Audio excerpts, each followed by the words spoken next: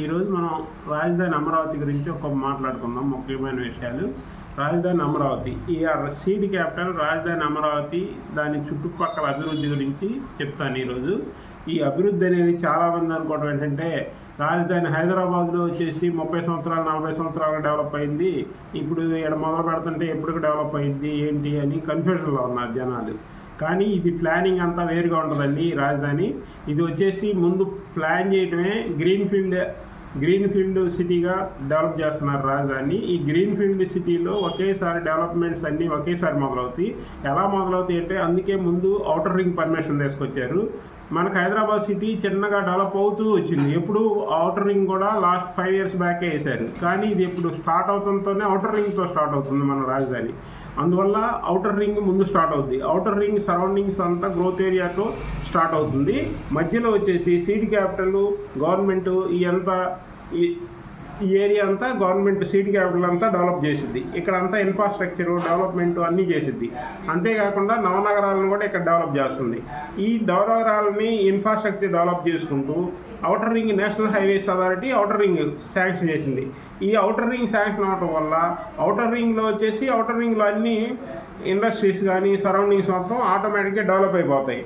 ఇందులో 7 national highways outer ring connectivity ఉంది. ఇది ఒక గొప్ప అవకాశం. ఎక్కడా ఇలా లేదు. 7 నేషనల్ హైవేస్ రాజధాని ఔటర్ రింగ్ కనెక్టివిటీ వస్తుంది. ఇది మొత్తం 189.9 కిలోమీటర్ల ఔటర్ రింగ్కి అన్ని వైపుల నుంచి కనెక్టివిటీ ఉంది. ఇంకోటి ఏంటంటే డెవలప్ అయ్యడానికి మెయిన్ కారణం ఇక్కడ ఫోర్ట్ సిటీకి దగ్గర, ఇటువైపు 2-3 పోర్టులు ఈ రాజధానికి దగ్గరలో ఉన్నాయి. ఈ 2-3 పోర్టులు రాజధానికి దగ్గరలో ఉండటం, గన్నవరం ఇంటర్నేషనల్ ఎయిర్పోర్ట్ ఉండటం, ఆల్రెడీ మనకు రాజధానిలో ఇంకో గ్రీన్ఫీల్డ్ ఎయిర్పోర్ట్ కూడా కన్స్ట్రక్ట్ చేయడానికి ప్లాన్ చేస్తున్నారు. ఇవన్నీ మొదలు పెడితే మొత్తం ఒకేసారి వస్తాయి. అంతేకాకుండా 3 yearsలోనే ఒక రూప్ వచ్చేస్తుంది. 3 yearsలో వస్తే 6 years కల్లా ఇది డబుల్ అయిపోతుంది అనమాట. చుట్టూ ఔటర్ రింగ్ వరకు డెవలప్ అవుతుందని అంచనా వేస్తున్నారు.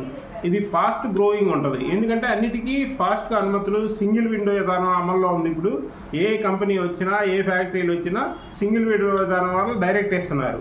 ఇంకోటి ఏంటంటే ఈ గ్రీన్ఫీల్డ్ సిటీలో నాన్ పొల్యూటెడ్ కంపెనీ ఇండస్ట్రీస్ మాత్రమే వస్తాయి. అంటే ఎడ్యుకేషనల్ సిటీ, అడ్మినిస్ట్రేటివ్ సిటీ, ఇలా దీనికి సంబంధించినవి వస్తాయి. హెల్త్ సిటీ అంటే యూనివర్సిటీలు, మామూలు ఎడ్యుకేషన్కి సంబంధించినవి, ప్లస్ హాస్పిటల్స్ ఇలాంటివి వస్తాయి.